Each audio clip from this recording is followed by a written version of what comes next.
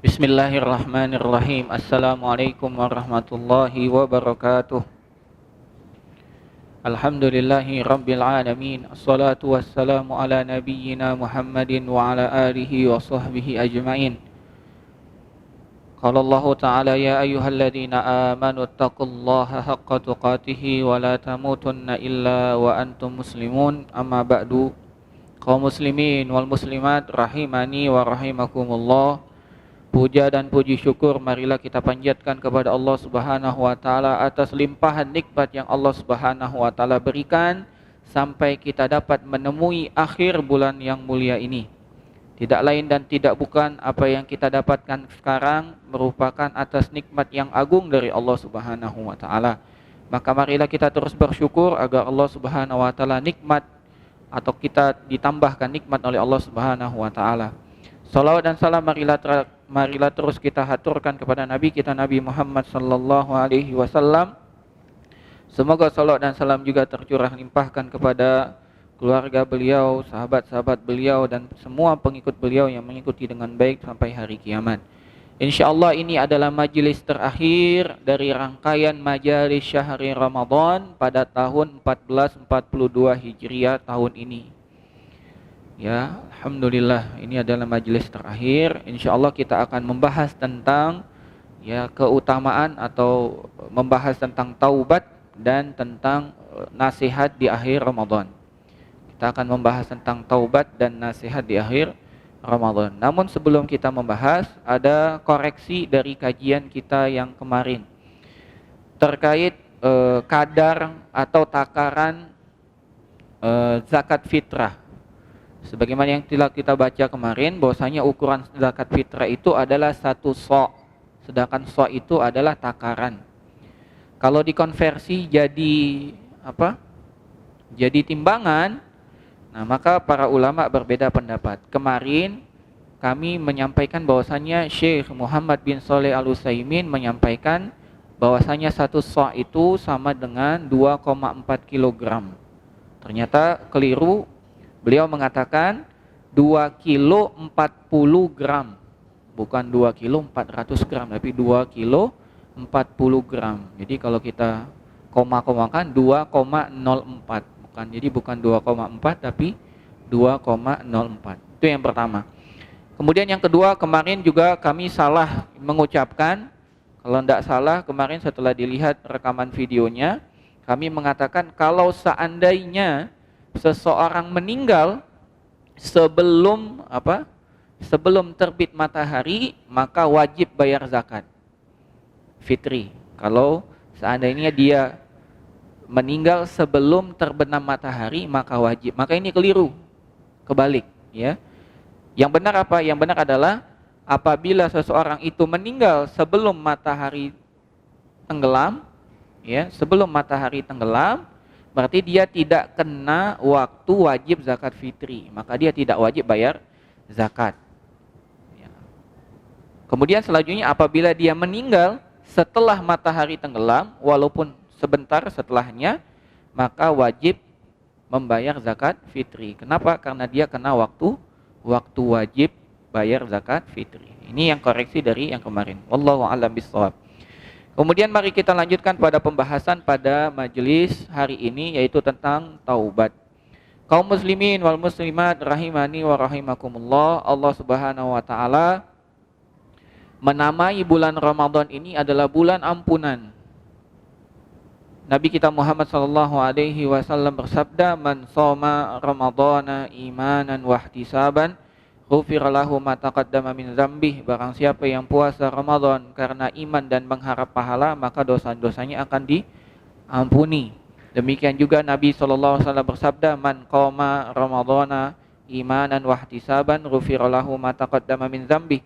Barang siapa yang berdiri di malam Ramadan, yaitu salat di malam Ramadan karena iman dan mengharap pahala, maka dosa-dosanya yang telah lalu akan diampuni. Demikian juga Allah Subhanahu wa taala, Rasul sallallahu alaihi wasallam bersabda, "Man qama lailatal qadri imanan wa ihtisaban, ghufira lahu ma taqaddama min dzambi." Barang siapa yang berdiri untuk ibadah, yaitu salat di malam Lailatul Qadar karena iman dan mengharap pahala, maka Allah akan ampuni dosa-dosanya yang telah telah lalu. Ini bulan penuh ampunan.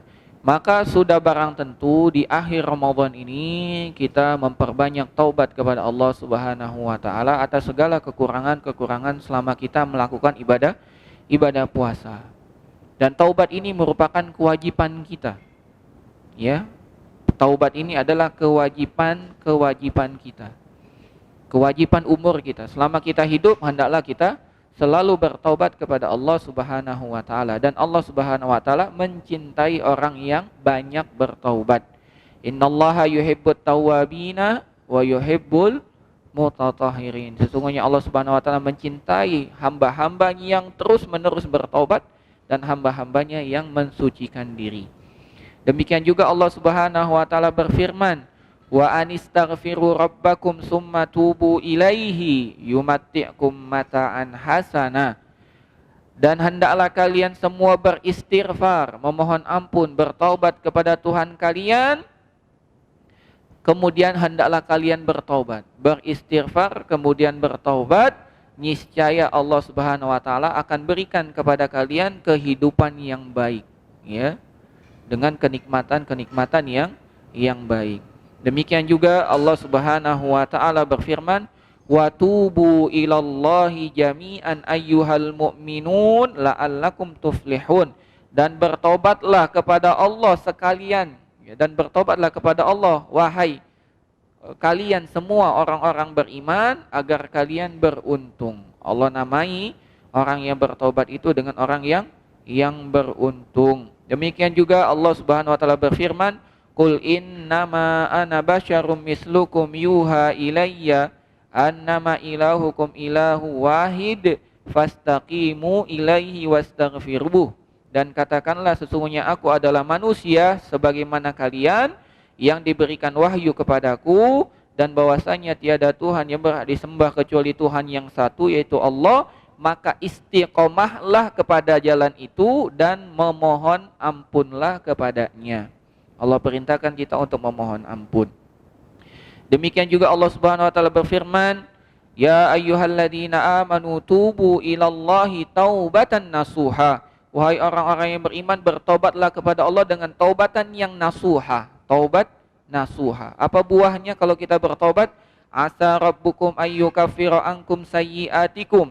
Allah Subhanahu wa taala, ya semoga Allah mengampuni dosa-dosa kalian, wa yudkhilakum jannatin tajri min tahtihal anhar, dan memasukkan kalian ke dalam surga-surga yang mengalir di bawahnya sungai-sungai.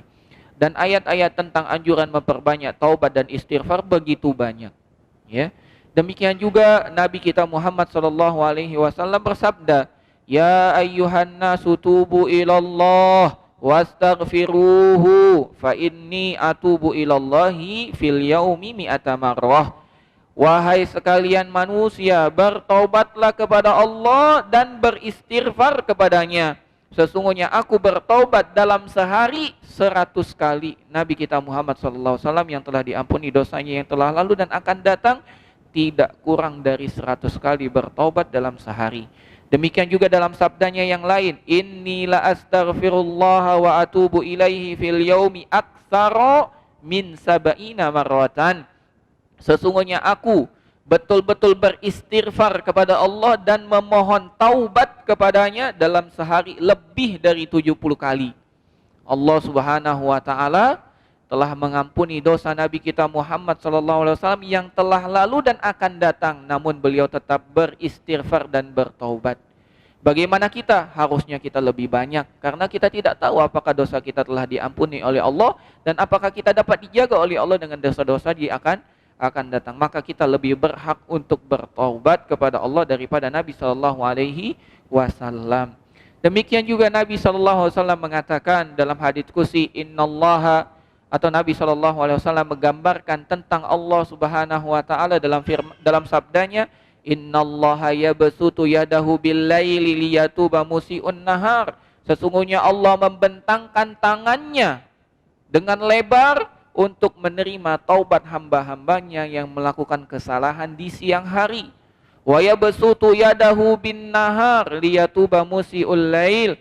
Dan Allah membentangkan tangannya di siang hari agar menerima taubat orang-orang yang melakukan kesalahan di malam hari. Allah Subhanahu wa taala menunggu taubat kita. Dan Allah Subhanahu wa taala demikian bahagia, begitu bahagia dan sangat bahagia dengan taubat yang kita lakukan kepada Allah Subhanahu wa taala. Jadi jangan dikira Allah itu benci dengan hambanya yang bertaubat. Tidak, bahkan Allah cinta, bahkan Allah senang. Bahkan dikisahkan dalam sebuah hadis bahwasanya Allah Subhanahu wa taala lebih senang daripada seseorang lelaki yang kehilangan tunggangannya, yang dimana tunggangan tersebut terdapat semua perbekalannya, uangnya, minumnya, alamatnya, semua ada di tunggangan tersebut. Kemudian tunggangan tersebut pergi hilang. Dia cari keliling-keliling tidak ketemu sampai putus asa. Saking dia putus asa, dia kecapean, dia duduk di bawah pohon dan tertidur. Ketika dia buka matanya, tiba-tiba tunggangannya sudah ada di depan matanya. Dan Allah Subhanahu wa taala lebih senang dengan taubat seorang hamba daripada hamba yang tadi kehilangan tunggangan, dia cari sampai kecapean, kemudian dia tertidur, ketika dia bangun tunggangannya ada di hadapannya. Allah lebih senang daripada seorang hamba tersebut. Jadi Allah Subhanahu wa taala menunggu taubat kita, menunggu taubat kita. Nabi kita Muhammad sallallahu alaihi wasallam bersabda, ya, kalau seandainya kita ini bukan hamba yang melakukan maksiat, kemudian kita tidak bertaubat kepada Allah, maka Allah Subhanahu wa taala akan gantikan kaum yang berbuat maksiat kemudian bertaubat kepada Allah Subhanahu wa taala. Karena Allah Subhanahu wa taala sangat cinta dengan hamba-hambanya yang bertaubat. Innallaha yuhibbut tawwabina wa yuhibbul mutatahhirin. Sesungguhnya Allah mencintai hambanya yang banyak bertaubat dan mensucikan diri. Lantas kemudian apa makna taubat? Makna taubat? Maka yang disebut dengan taubat adalah kembali dari maksiat kepada Allah menuju ketaatan. Apa itu taubat? Taubat adalah kembali dari bermaksiat kepada Allah menuju ketaatan. Itu yang disebut dengan taubat. Ya. Karena Allah Subhanahu wa taala satu-satunya zat yang harus kita ibadahi dengan benar. Dan hakikat dari peribadatan kepada Allah adalah merendahkan diri kita, menghinakan diri kita kepada Allah Subhanahu wa taala dengan penuh rasa cinta dan pengagungan. Itu hakikat ibadah. Allah itu sangat senang ketika hambanya merendahkan dirinya, menghinakan dirinya di hadapannya, bersimpu, tertunduk, menangis, ya, merendahkan semua yang dia miliki di hadapan Allah Subhanahu wa taala dengan penuh cinta dan pengagungan kepada Allah Subhanahu wa taala. Dan itulah hakikat taubat. Kita merendahkan diri kita, kita mengakui semua kesalahan kita, dan kita betul-betul khawatir jangan sampai Allah tidak mengampuni dosa kita. Itulah makna taubat, ya.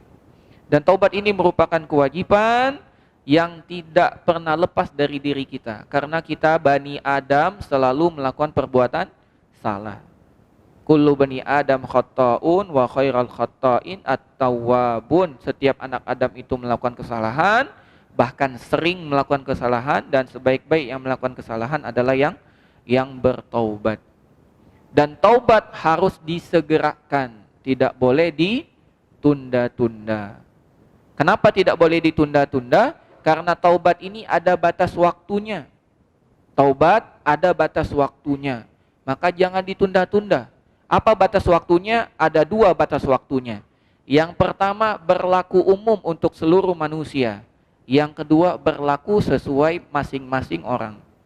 Jadi ada batas waktunya. Yang pertama yang berlaku umum, taubat itu akan terus diterima sampai matahari terbit dari sebelah barat. Bukan sebelah timur, namun sebelah barat. Ketika matahari terbit dari sebelah barat, maka di saat itu sudah tidak lagi diterima taubatnya. Tidak diterima lagi taubatnya oleh Allah Subhanahu wa taala. Dan ini berlaku umum untuk seluruh manusia. Yang kedua berlaku khusus. Jadi taubat ada batasannya. Sampai kapan? Tadi umum sampai matahari terbit dari sebelah barat. Ya. Yang berlaku khusus untuk tiap manusia adalah taubat akan terus diterima sampai nyawanya ada di tenggorokan atau di kerongkongan.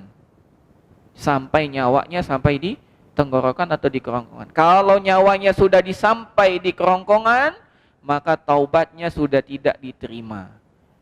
Taubat inilah taubat yang dilakukan oleh Fir'aun. Ketika dia sudah hampir tenggelam, dia baru beriman kepada Allah dan taubatnya tidak diterima oleh Allah. Kata Nabi SAW, taubat itu akan senantiasa diterima selagi nyawa belum sampai di tenggorokan atau di kerongkongan. Kalau sudah sampai, maka taubatnya selesai. Maka kita harus segera bertaubat, karena kita tidak tahu kapan nyawa itu sampai di tenggorokan kita. Orang yang tadi pagi bicara dengan kita belum tentu sore ini masih hidup. Ya, pernah ada kisah dahulu, ada seorang siswa ya di kelas ditantang oleh gurunya, siapa yang bisa menjamin bahwasanya kalian masih dapat hidup dan bertemu lagi di kelas besok hari. Ada seorang siswa ngangkat tangan, saya menjamin besok saya akan datang lagi di kelas. Ketika dia keluar dari kelasnya, keluar dari sekolah, di tengah jalan dia ditabrak oleh mobil, kemudian langsung meninggal. Jadi tidak ada yang dapat memastikan umur kita kapan. Karena kematian itu nggak harus sakit, kematian itu tidak harus ada sebab yang dapat dilihat. Bisa saja orang lewat tertimpa pohon meninggal. Ya. Dan di Bogor tempat anak tinggal dahulu sering sekali terjadi. Seorang ibu sama anak kecil menjemput kakaknya, ya anaknya yang paling tua dari les. Di tengah jalan hujan, ada angin puting beliung, pohon jatuh tertimpa mobilnya, meninggal. Nggak ada yang menyangka, tidak ada yang menduga. Maka segera bertaubat, dan kita dianjurkan untuk bertaubat. Setelah kita sholat, kita bertaubat. Astagfirullah, astagfirullah, astagfirullah. Dan di tiap malam kita hendaklah bertaubat, karena Allah Subhanahu wa taala turun ke langit dunia di sepertiga malam terakhir, melihat mana hamba-hambaku yang meminta ampun, aku ampuni. Mana hamba-hambaku yang meminta, aku akan kabulkan permohonannya. Jamaah sekalian yang semoga dimuliakan Allah Subhanahu wa taala, lantas selanjutnya bagaimana dengan ketentuan-ketentuan taubat? Taubat ini ada 5 ketentuannya. Ada berapa? Ada 5. Yang pertama, taubat ini harus ikhlas lillahi ta'ala. Kenapa? Karena taubat ini adalah ibadah kepada Allah. Allah Subhanahu wa taala berfirman, "Wa ma umiru illa liya'budullaha mukhlishina lahuddin." Dan mereka tidak diperintahkan kecuali untuk beribadah kepada Allah dengan ikhlas. Taubat termasuk ibadah, maka taubat harus dilandasi dengan ikhlas, hanya mengharap wajah Allah Subhanahu wa taala. Yang kedua, ketentuan dari taubat ini adalah hendaklah orang yang bertaubat itu menyesal atas perbuatannya. Harus menyesal. Ya. Dan taubat ini bukan hanya dari perbuatan maksiat, namun juga dari meninggalkan kewajiban. Jadi yang disebut maksiat itu bukan hanya melakukan larangan, tidak. Meninggalkan kewajiban itu juga maksiat. Mungkin di sebagian kaum muslimin memandang bahwasanya maksiat itu minum khamr, berjudi, makan riba. Iya betul, itu maksiat. Tapi meninggalkan sholat itu juga maksiat. Maksiat yang lebih besar.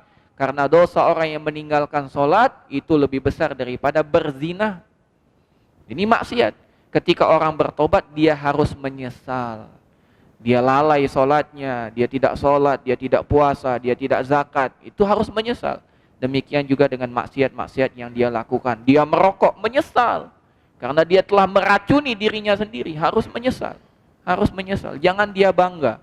Makanya dalam sebuah hadis Nabi SAW mengatakan, sesungguhnya seluruh umatku diampuni kecuali mujahir. Siapa itu mujahir? Orang yang menampakkan dosa-dosanya sedangkan Allah telah menutup dosa tersebut. Jadi nggak ada yang tahu, tapi dia umumkan. Tadi malam aku telah melakukan ini dan itu. Kemarin begini dan begitu. Dulu aku begini dan begitu. Ini namanya mujahir. Tidak boleh. Kalau dia mujahir berarti dia tidak menyesal. Dia bangga. Dia ceritakan keburukan-keburukan tersebut. Yang ketiga, dari ketentuan-ketentuan taubat adalah dia harus segera berhenti dari perbuatan tersebut.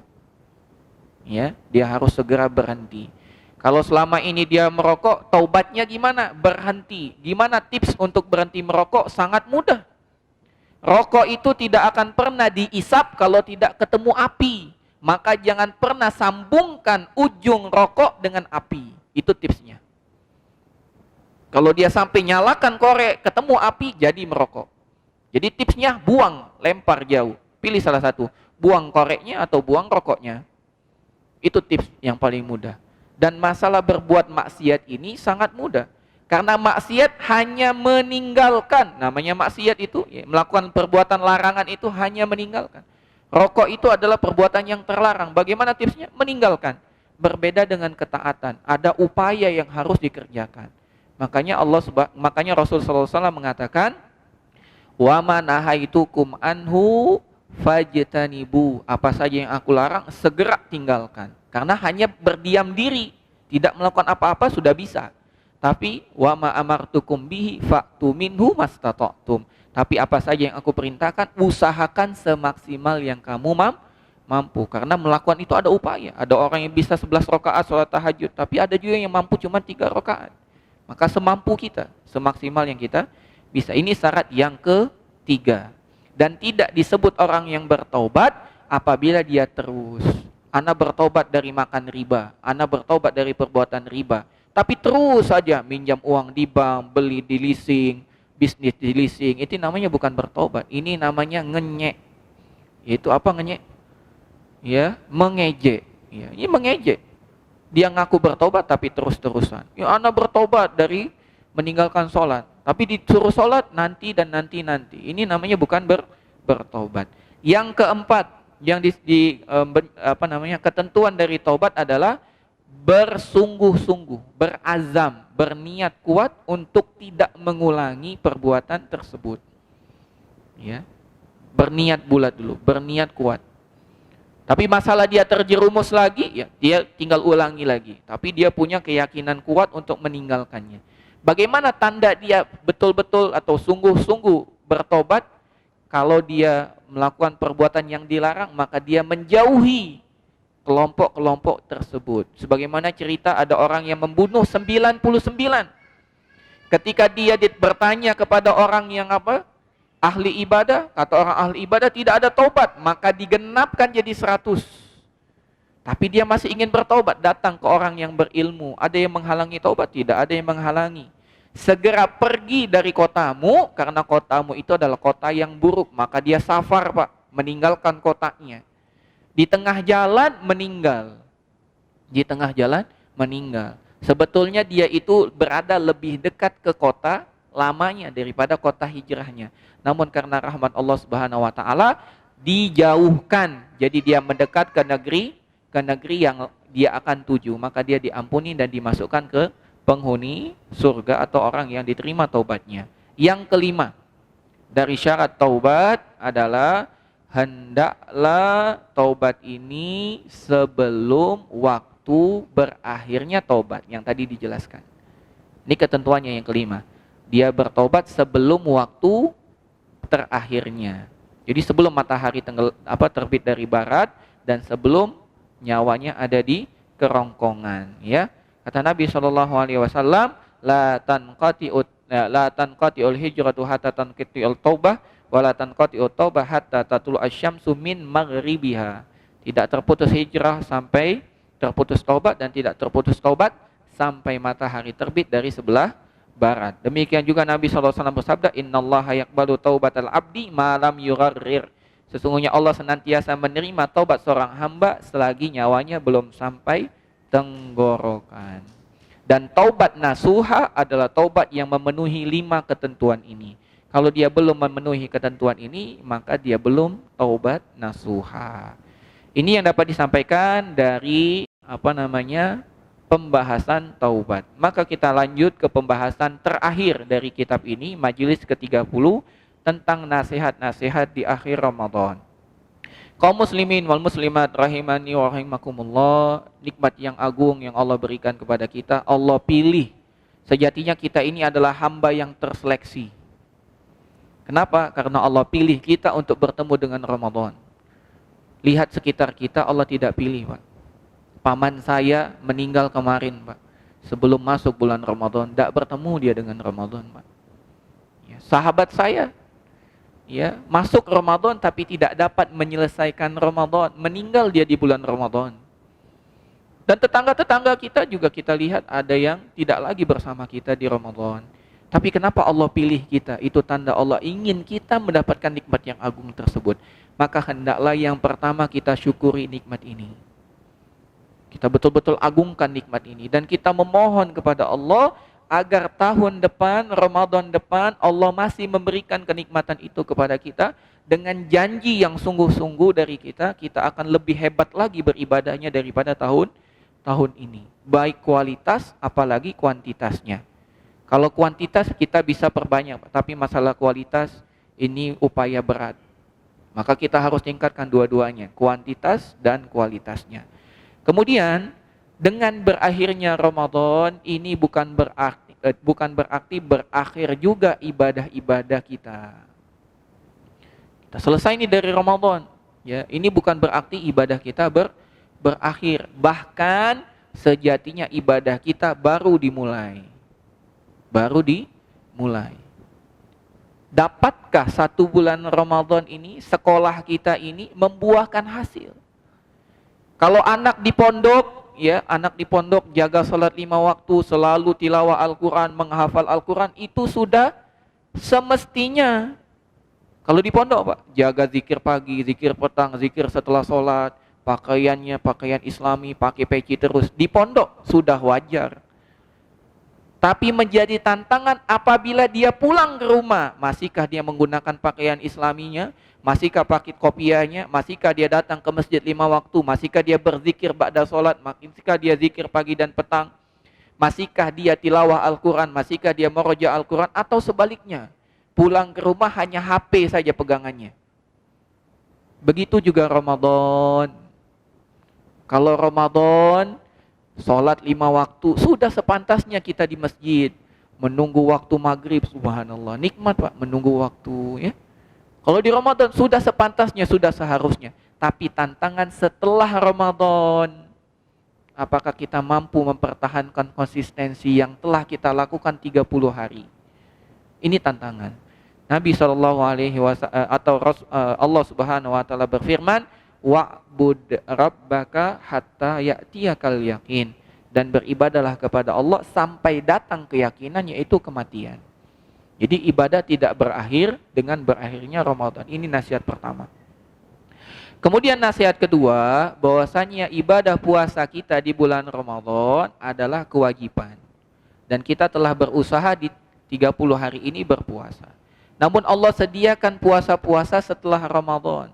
Sesaat setelah Ramadan langsung Allah syariatkan puasa 6 hari di bulan Syawal. Yang barang siapa yang melakukan, menyempurnakan puasa Ramadan dengan menambah 6 hari bulan Syawal, maka seakan-akan dia puasa 1 tahun penuh.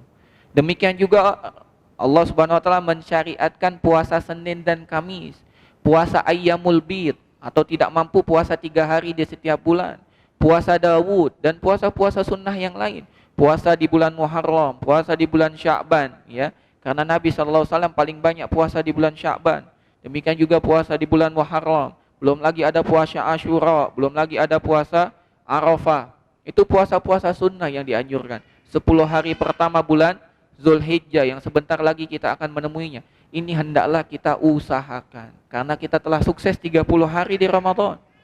Demikian juga sholat. Alhamdulillah selama Ramadan kita bisa sholat tarawih. Dan kita mampu ternyata untuk sholat 11 rakaat kurang lebih 40 sampai 1 jam. Ternyata kita bisa. Kalau jiwa ini dipaksa, ternyata bisa, Pak. Kaum muslimin wal muslimat. Kalau jiwa ini dipaksa, bisa.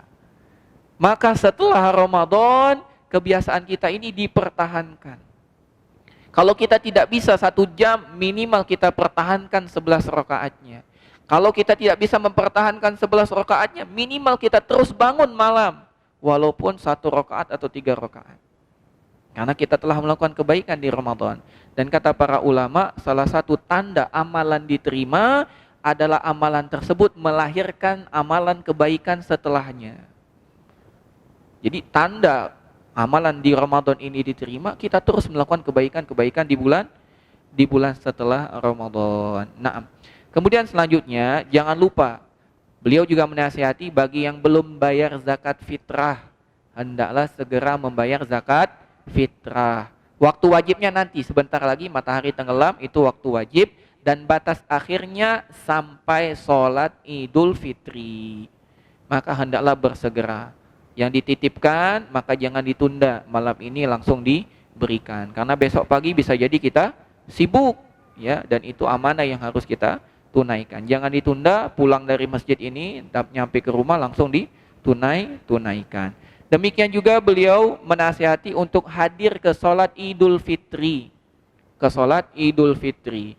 Bapak-bapak, ibu-ibu, ya remaja, putri, bahkan pingitan pun, bahkan wanita haid dan nifas pun terus diperintahkan oleh Nabi SAW datang ke sholat Idul Fitri. Disinilah kita menunjukkan syiar-syiar agama kita. Selanjutnya beliau juga menasihati kita untuk bertakbir. Begitu matahari tenggelam ini kita disyariatkan untuk bertakbir. Kata Allah Subhanahu wa taala, "Walitukmilul iddata walitukabbirullaha ala ma hadakum wa la'allakum tashkurun." Dan agar kalian menyempurnakan hitungan bulan tersebut dan agar kalian bertakbir kepada Allah sesuai yang Allah telah hidayahkan kepada kalian dan agar kalian bersyukur. Maka kita dianjurkan untuk bertakbir, dan takbir itu bukan hanya di masjid. Sambil kita jalan, sambil kita di pasar, sambil kita jalan menuju sholat Idul Fitri, takbir kita. Dan laki-laki dianjurkan untuk mengeraskan takbirnya. Adapun perempuan, maka dianjurkan untuk bertasatur, untuk menutup dirinya, termasuk suaranya. Maka hendaklah dia bertakbir dengan suara yang pelan. Dan nasihat dari beliau yang terakhir adalah hendaklah kita memperbanyak berdoa.